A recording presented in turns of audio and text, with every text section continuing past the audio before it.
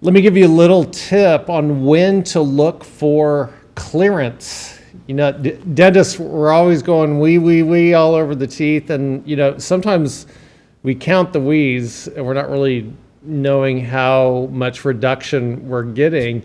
It's probably the number one complaint from dental laboratories that we don't have enough clearance, plus, angles of teeth and things like that. All those things you need to know. But, when can you do it during the software stage where you don't have to get too far into it to know? And I'm going to show you how to do that. So we're going to go to the software and, you've prepped the tooth, you've imaged everything, and then you've gone to the next phase, which is the model phase where the models have been calculated. And what CEREC does now, and this has happened for a number of years, is that it makes some stages optional where you don't have to go to them. And that's a good thing in general, but in previous generations of CEREC, we always had to do all these manually, and so we've kind of gone through the software. Well, what we're seeing right now is in the model access stage, which we set that all up and everything. But if you go back one step, you can look for clearance immediately. So let me flip over here so you can see what I'm talking about. We're going to go to the buccal bite registration. So we're in the set model access. I'm going to flip over to buccal bite registration. Yes, I know this warning comes up.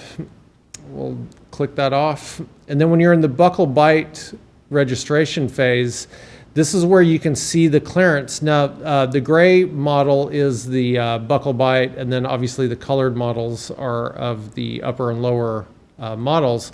But you can see that mesiolingual cusp of the upper first molar was diving down into there. And that's the position that you may have to adjust or tell the patient, hey, I need to adjust this one other tooth.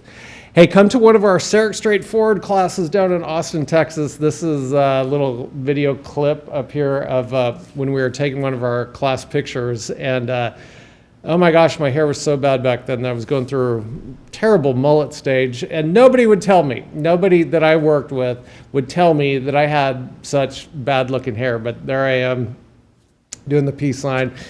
And, we keep our classes really small. I have a class called CEREC Straightforward because I take all the fluff out of CEREC. I want to make sure that when you come see us, one, you're going to have a good time like these people here who are still our very good friends, just super awesome people.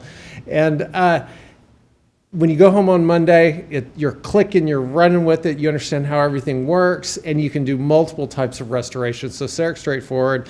Go to digitalenamel.com to check that out, and then also Digital Enamel TV for more videos on that.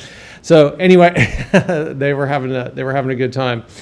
Anyway, my friends, thank you so much for supporting Digital Enamel.